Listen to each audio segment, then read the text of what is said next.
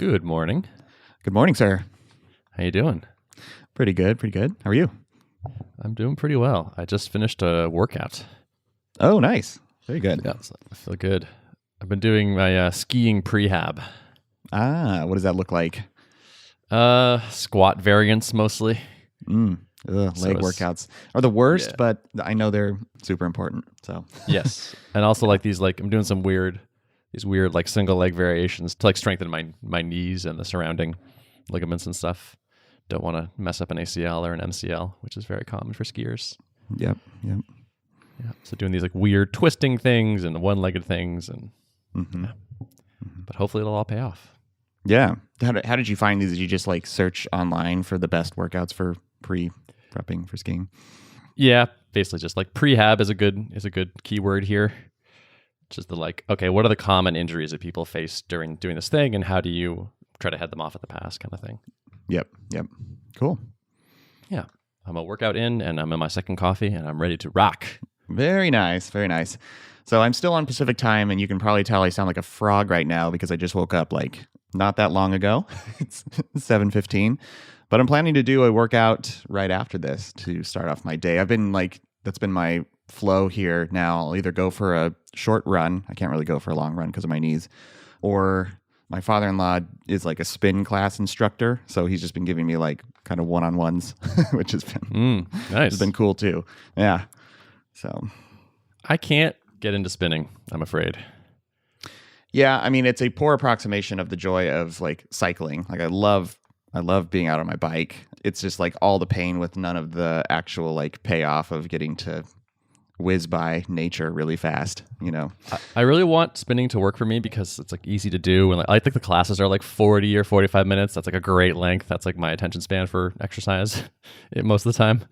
But every time I do it, I'm just like, I just don't like this. I just can't. I can't get into this. Yeah. And the goofy like, all right, now let's sit up and like do some arm things to like try to make this a full body thing. Like, oh god. This is ridiculous. Yeah. No, I share your skepticism. I would ideally want to keep some of my biking fitness over the winter, but winters are long in Minnesota, so we'll see how effective that is. But spinning might be the only way to stay close to that. So I don't know. That's fair. I might try to power through it. Yeah. So I have some interesting CEO news on the internet that I thought we could talk about today. Oh, yeah. Let's do it. So 2 CEOs that I know in varying degrees have stepped down and announced it in the last week. So the first is Chad Pytel, CEO of Thoughtbot. Really? Oh. Yeah. So I think he's been CEO for 17 years. That's a long run. It's a pretty long run. And he recently agreed to step down to become COO and promoted another, I think it was a managing director from one of the New York office into the CEO position.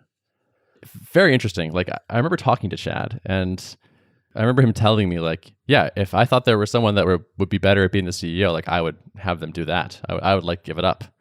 And I was like, yeah, you say that. But he did it. The madman. Did he publish kind of the context around why he did this? Yeah. So I think it basically turned into like the things that Chad was best at and liked to do were kind of operations related. So like at Thoughtbot, operations is like around client work. It's like who's scheduled when, who should work on this project, how are the projects going, are the clients happy, that kind of thing. As CEO, he was doing a fair amount of sales. I think that's kind of like the CEO job at Thoughtbot is like, has a lot of sales component to it. And he was good at sales, but like it wasn't like his unique skill and he wasn't loving it or anything. So apparently this person from New York is just better at the sales stuff and partnerships, which I think is also part of that. And he's gonna do the organizational stuff. That is an interesting way to break down the role of the CEO, because I guess consultancies are probably different than SaaS companies in a bunch of different ways. It's interesting that it wasn't just a shift of like, I'm going to hire a chief revenue officer, a chief sales officer, or something like that, and like put someone in that role and retain the CEO title. I suppose for that business, it makes more sense for that role to be in the CEO role, but yeah, it's just kind of an interesting breakdown. It's interestingly humble, I guess, to me, where it's kind of just like, yeah, I don't think I'm best for this, so someone else should do it. And not being attached to the title or what that supposedly means about you or your role at the company. especially after, I mean, it's probably easier after 17 years and being one of the co-founders. It's like, yeah, you're pretty well cemented. Like, no one's going to be like, should we listen to Chad? Like, does he matter at this company? It feels like an interesting ego challenge. I think probably a lot of people hold on to that title for longer than they maybe should, because the job of a CEO is very different from, like, especially at a scaled up company. You know, the more people you have, the more people operations you have, the more the CEO role just mostly becomes about managing people and effectively organizing the people side of an organization, right? I think there's a lot of people who just don't have that core strength, at least like a lot of founders don't have that in their, you know, core set of things they love to do. They probably started a company because they really like creating things, and you're further away from the hands-on stuff the bigger an organization gets as the CEO. Totally. That actually brings me to the second person who announced to stepping down, which was Alex McCaw over at Clearbit. Oh, really? Wow. Yeah. He shared an email that he sent to the team. So he describes himself as, for better or worse, I have been a very engineering-focused leader. My strengths lie in the early stages of a company, the proverbial 0 to 1. Those skills are a critical part of getting a company off the ground, but they're not the skills that take a company to 100 million in revenue. So he is stepping down. They have an interim CEO, and they're looking for another one to kind of move them to this larger scale. I'll be honest, I was a little bit disappointed, actually, reading this from Alex. And like, we've chatted a couple times, but we don't actually know each other that well. And so I don't know how much of this is maybe a little bit of euphemism, I guess. But it was like, in this email, the phrase like, get to $100 million in revenue shows up like 5 times. And it's like, we can't get to 100 million with me. And like, if we're going to get to 100 million, we're going to do this. And this person that we find will get us to 100 million. And I was like, to me, that felt really kind of empty and devoid of meaning. My reaction was like, what is special about 100 million? Yeah. Well, that's the magic number for VCs, right? That's the $1 billion unicorn valuation. Yeah. Right. But I think Clearbit has raised a bit of money. I think they did a seed and maybe an A. Mm-hmm. Did they do another round? Maybe I missed that they did another round and just like kind of forgot about it. Maybe that's why it's so special. Yeah. I mean, I have no insider information on this, but it sounds from the outside like this may have been more of a board is kind of giving you a graceful out, but kind of like saying like, we need to put in a professional CEO. So he addressed this, which I thought was cool, where he said, typically founders don't reach this conclusion themselves. It's something decided for them by their investors. Mm-hmm. I've been fortunate enough to surround myself with an incredible group of people who love me enough to give me critical feedback, and it's with their help that I've come to this decision. Mm-hmm. And also, I just looked it up, and yeah, so in my head, they were like barely VC backed because they raised $2 million in 2015. And so in my head, that was the last round, and they were just kind of profitable and doing their thing. In March of 2019, they raised $15 million. Okay. Yep. So never mind. That explains the 100 million being special, I suppose. Yeah. Yeah. I guess that's what you signed up for. You signed up to like make that number special. Even knowing that, I still feel like it's a little bit like, I'm trying to imagine being a person on the Clearbit team and getting this email and being like, I love building things. I love this company. I'm really excited for the future, but I don't think I can get us to this revenue benchmark. Therefore, I'm going to go be on the board and not be the CEO. And it just feels like a little bit like, oh, I don't know. I'd kind of rather work with the founder of something and not be like going after that number. Actually, I may have missed this detail when you were saying it. What's his role now? What's he stepping into? Yeah, so he's stepping down. He's going to be chairman of the board. Wow, okay. Which is kind of a non-operational role. I think so, yeah. I assume that's pretty advisory. Yeah. Wow. Interesting. Yeah. Yeah. I guess it's the bootstrapper in me or the something in me, but I was just like 100, like, does this get people excited on the Clearbit team? Like, is everyone else like, yeah, no, it is good that Alex stepped down because otherwise we'll never get to 100 million in revenue. And that's the most important thing. And that's what I care about. And that's what gets me excited to go to work in the morning. Right. I would be probably, because I'm doing it right now. So if I were working at the company, I'd probably be trying to read between the lines a lot on that one. You know, it does feel like, oh, this was probably more investor pressured than it might be leading on. And I would also be wondering, like, maybe he's just, since it's not an IC role that he's moving into, maybe he's really not enjoying the experience, like hasn't enjoyed the experience of trying to be the CEO and like is ready to just move on to something else. But I don't know. I guess I would be hoping to see that on paper if that's the case, you know. He does kind of say that. It's kind of weird because the 100 million gets talked about as the justification a lot, but also he says, and also like I like the early stages. I like, you know, building the 0 to 1. So Okay. there's a little bit of a mixed message there. It's like which one of this really motivated here, but Right. and it's also just like doing a little sleuthing, like just having seen some of his tweets recently. He's like tweeting about like building stuff with Tailwind. And like asking like dev questions. And so it's like, it sounds a little bit like he's like hacking on some side projects and like still being like, I'm an engineer. I like coding. Yeah. So, and Clearbit, I think there's something like 100 people. So that's a very managerial role as CEO of a company that big. Yeah. It's a shame that you can chalk this partly up to the VC model and the pressure that it puts on you to grow quickly, that like, under that system, they weren't able to retain the interest of someone really talented, a really talented founder like Alex, you know? Maybe, yeah. There's that pressure. Like Jason Cohen talks about this in his MicroConf talk, still the best talk about bootstrapping of all time, where he says like if you keep growing, then like the company just keeps getting bigger. Like that's what it does, and like you kind of have to hire to like deal with that growth. And so if you are successful, you're gonna be faced with growth. And your role is going to change. And so it's like, I don't know what if he was like, I don't ever want to manage that many people, I'm not sure what he could have done if the company is succeeding other than just like restrict the growth artificially.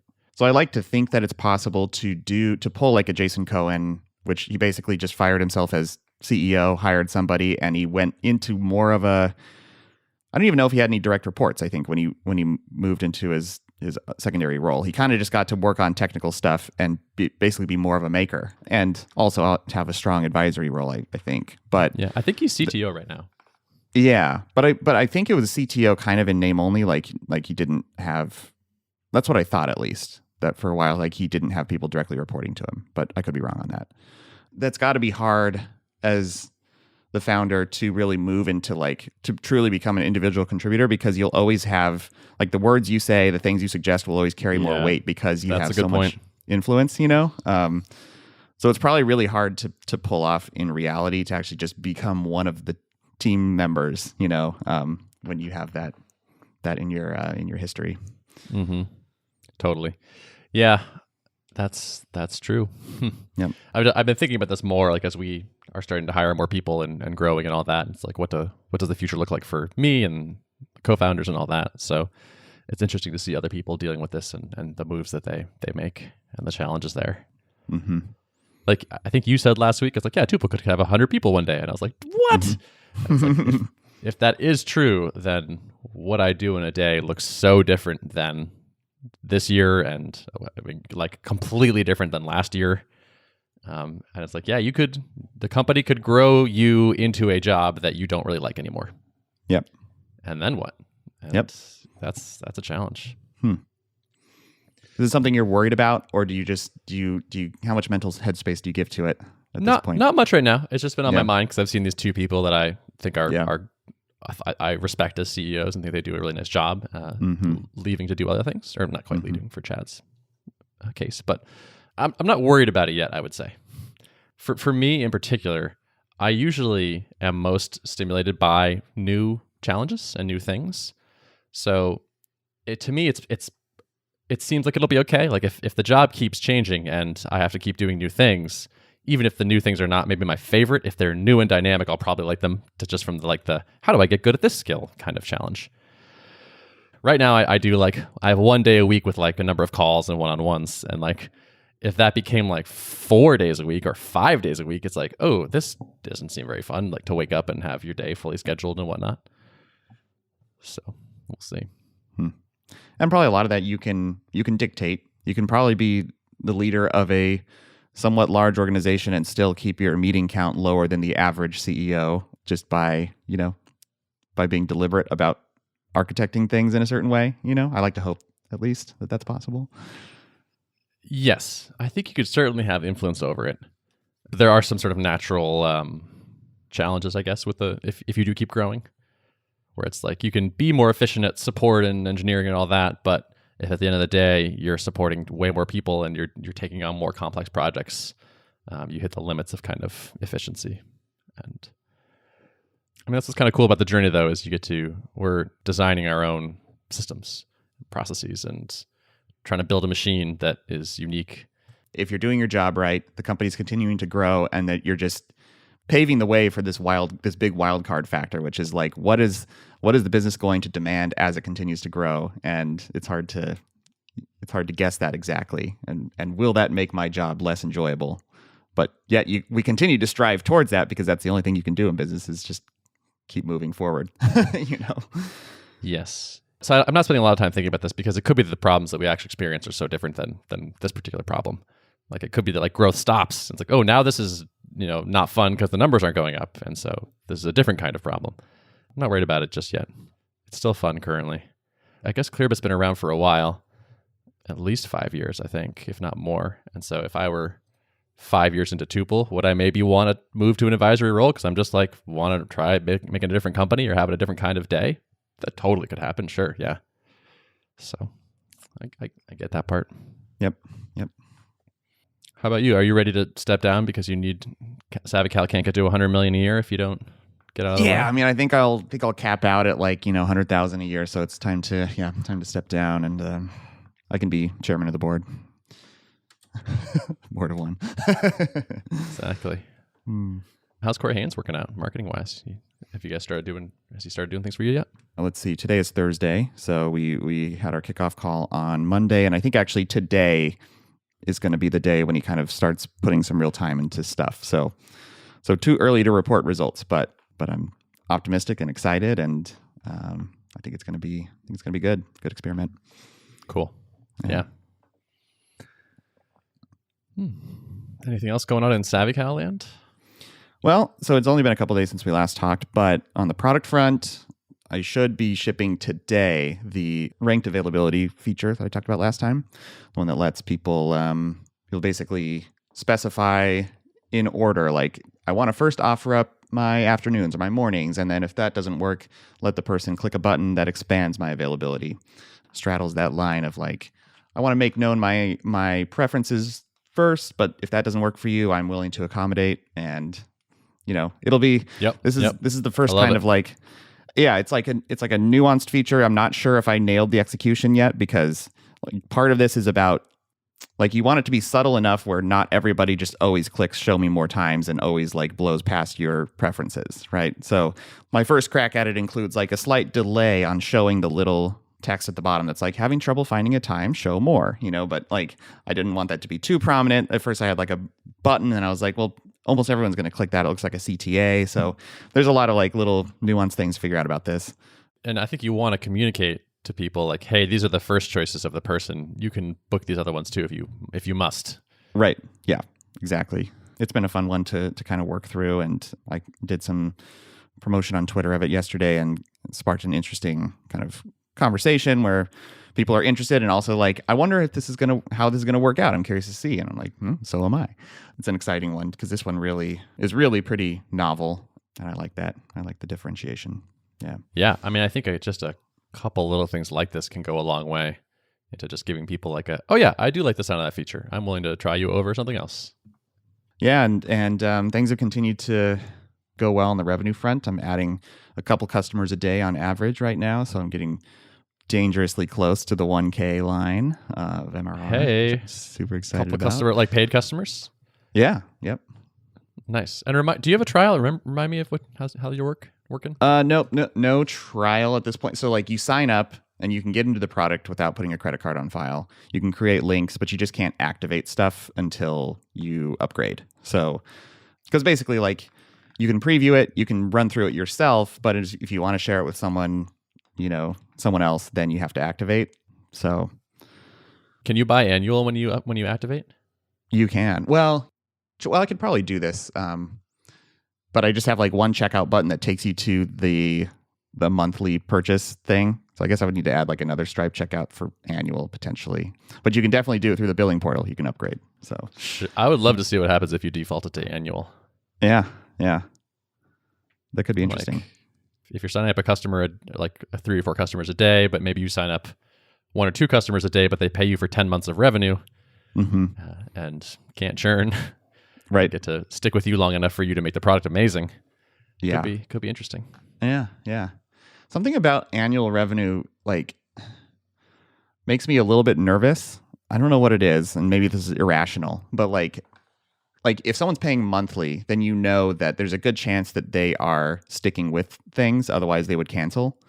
And with annuals, anytime I've done annuals in the past, like, it's easier for them to just like, well, I paid for this thing already. I own it. And if I stop using it, well, I can just quietly fall away. And so I guess it's just, I don't know how much looming churn risk there is with annuals versus monthly. Like, there's less concern about that, right? Yeah, I definitely had that in the early days with Tuple, whereas like we would sign someone up for annual, and in my head I was assuming their like renewal chance was like 1 in 10 or something. I just would discount heavily the idea like a year from now you're still gonna like pay again, and like I don't know. I haven't actually looked at what the renewal rates are on annual. We're mostly monthly now, so I get it. I get the monthly thing kind of gives you that they're voting every month and giving you that feedback. Like, yep, still good, still worth it. That's reasonable, I suppose. One argument for the annual is that like it provides you with cash flow up front. If you've raised some money, then the cash flow is maybe a little bit less interesting. I don't know. It feels like still like mortgaged against the future a little bit to me, because it's like it's money up front for their subscription, and yeah, there's not like an actual fixed cost really attached to that aside from maintaining the product, but still it's like someone paid this money, and if they become unhappy with it and they're gonna churn out, and they would have churned out earlier, then it just feels like I don't know, harvested the revenue too early or something. I don't know. Yeah, but then again, you have the revenue, which is kind of nice. Non-refundable, yeah. At From a like certain a point, non-refundable. business perspective, being like, oh yeah, but I charged it for a year, but they would have churned after 6 months. Like, okay, that Right. seems kind of like a And feature. so, right. Yeah, right. As long as I set the cap on when I would be willing to refund. Yes, totally. Yeah. Yeah. And of course, you're like doing the things to try to retain them as long and like have them be happy and renew again in a year. Yeah. Yeah. Totally. But that kind of goes without saying. So, given that you're going to do that, I can't imagine you're going to just stop, right? So, Right. I don't know. Could be interesting. Yeah, that might be worth experimenting with. So this has happened a couple times this week, where a couple people emailed and they're like, "Hey, product looks great. Would really love to try it out before paying. I know $12 is not that much, but that's just food for thought. Like, I would like to try it out." I know. And generally my approach has been like, sorry, don't have a trial, but I'm experimenting with like, I just immediately activate their account for them. And instead of doing the back and forth thing, it's like, it's really not hard for me to do that. So I've done this twice now, and I don't know if I'll continue to do it, but it's like, that's a way to really, like, I'm sure they're expecting me to say like, sorry, we don't have a trial. So instead I'm like, what if I just turn this on its head and just delight them with like, oh, cool, your account's active, go ahead and try it. And I don't know, just see. Yeah, just see I mean, that's nice like. from a delight perspective, but then do they convert? Has it worked? Well, I don't know, to be determined. So I'm basically like, I'll activate it for a week. And so next week I set a calendar reminder to deactivate their account if they don't upgrade before a week's time. So Gotcha. Yeah. Yeah. Interesting. Man, yeah, for $12. I know. Could I have a trial of this half a pizza? Right. I'm worried I might buy this small pizza and then not like it. Yeah. Come on. I know. You should just email them and say, for you, it's $30 a month. Yeah. I'll give you a trial, but then it costs $15 a month instead of 12 or something. You can have a 1-day trial, but then I'm going to charge you for 2 years. Yeah. It's the kind of thing I don't necessarily want to like encourage, but I kind of like getting creative with like doing things by request. I mean, I think that, I don't know, one thing I've thought about is, not offering a trial, but if someone gets in and has a certain number of touch points in the product, but just hasn't activated yet, then like sending a strategically timed email later on to say like, hey, do you just want to activate this for a week right now? So people who are willing to try it right away and just activate, cool, they're set. But the other people who are kind of lagging, like incentivizing them to, yeah, I'll give you a trial, or just maybe automatically activating it for them. Like, hey, just so you know, you have premium now for a week. So if you want to try it out, and I don't know, that could move things. No, I think that seems like a really good thing to just have to automate once and just try. Yep. Yep. Yeah, that sounds good. And yeah, overall, I mean, I like the idea of like delighting people. If they're like, hey, can I do a whatever? And you're just like, yeah, here you go. That's, especially in the early days, building those serious fans is awesome. Yep. Yep. Are you asking people to tweet about it at all? I don't have that in part of the flow, but I probably should. That worked well with when building the initial list, because that was an ask I put up front on that. So yeah. Yep. That could be cool. Mm-hmm. That works well for us. At what point do you make the ask? Right now, when people when they rate their 5th call 5 stars. Nice. Yeah. Say, hey, that's awesome. Hooray. And then, would you mind sharing a tweet? And that's cool. We get a lot of them. Yeah. And back in the day, we did it after like mailing list sign up and whatnot. Mm-hmm. Mm-hmm. I don't know what the take rate is on it, but like there's a steady stream of people saying nice things about us. And like we know that a lot of customers find us that way. It's an automated thing that took 20 minutes to set up and has been running and generates revenue. Yeah. Easy to do. Need more things like that. Yeah. But yeah, people will do things you ask them sometimes. Right. Yeah. No, it's true. But you got to ask. Mm-hmm. Yeah, I mean the fun the fun stuff on like social proof. This happened a couple of weeks ago, but someone asked like, "Hey, people, I'm seeing a lot of stuff about like SavvyCal. Like, does anyone have some honest takes on how this product works? Like, is it good? Is it worth it?" And I just replied, and I was like, "I think," and I mentioned like 4 customers. Like, I think these people will have an honest take to give you. And then it just turned into this whole pile on of like people giving testimonials, and actually some of that I'm going to pull and use on the site, I think, because they've been publicly tweeted. Like, it's fair game. Totally. Oh yeah, it's fair game. That was really fun because it's like instead of me telling you all the reasons why you should like this or trying to like, make you take my word for it, like here's a couple people that I know are active on Twitter that use the product and love it. So yeah, I cheat on this sometimes where like I'll see someone tweet like, anyone tried Tuple, and I'll retweet it knowing that it's it's full of people that are fans. Yep. I try not to do it all the time because I just think that's kind of boring content for my followers. Like I don't want to do that a lot. Totally. Yep. And it's clearly like you're cheating a little bit, so I only try it occasionally.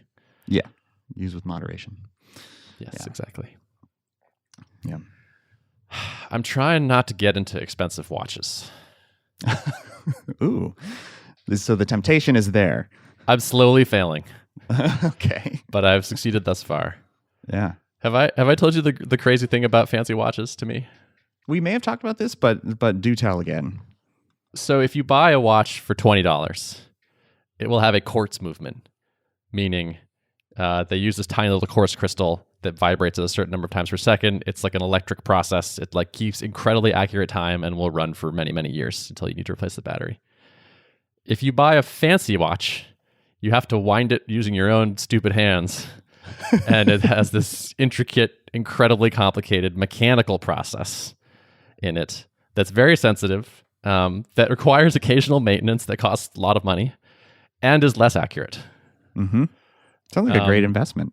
Yeah, it's the stupidest thing. We definitely talked about this, right? I think we have before. Yeah, I don't want to go into my thing, but like, there's a couple of watches that I just think are pretty cool because they have interesting like legacies. Mm-hmm. Like there's this watch called the Moon Watch by Omega, and it was like the watch that like the Apollo program used with the astronauts. It's like, all right, that's kind of cool. Kind of like that there's that history there. But it's like you have to wind the stupid thing. It's like, it's ridiculous. I don't know. It's like a weird intricate toy that you bought just because it is complicated. It's a testament to human ingenuity. Now, granted, it's kind of funny that like all that technology didn't just get scrapped once they figured out the quartz thing. They're like, actually, this is far superior, so we don't need this. But people like analog things over digital all the time. And yeah, exactly. That's kind of what it is, right? It's like, right. It's like the vinyl of telling time. Right. Right. There's our episode title right there. Yeah, right. I like it. But like, it's so funny to see like reviews of these fancy watches because they will spend so much time talking about like the history and the history of the place that made it and how it's in Switzerland and wow, isn't that amazing? And like, you have to do this because at the end, it's like, it's still a stupid watch. Right. And it costs $4,000. And so to make anyone think that is reasonable, you have to like build up this whole mystique about it. And so mostly I found that I'm rather unconvinced by the mystique. except in this one particular case of like, this is the Apollo moonwatch. Ooh, okay, that's kind of cool. I kind of like that. But it's like, oh no, this is the wedge. This is how they get you to spend that much money on a timepiece. Yeah, I mean, there's even the fact that you're calling it a timepiece. I know. I know. I hate myself. It's not. I don't want to become this person. It's not a movie. It's cinema. It's film. I'm trying not to become this person. But it's marketing. People are good at marketing. Well, and I think there are some marketing lessons to pull from these types of industries potentially. Putting forth the storytelling is that right. Works. Building this brand and this mystique around the brand, and yep. So I just want everyone to know that inside Tuple is a fully analog, handcrafted streaming mechanism. Yeah. Forged in the Swiss Alps. You plug a little hand crank into a USB port to charge it up, and it only lasts a couple days. Yes. Oh, man. All right. Maybe that's enough tomfoolery. You want to wrap it? Let's wrap it. All right. Notes of the show. Notes for the show can be found at artofproductpodcast.com. Thanks for listening. See ya.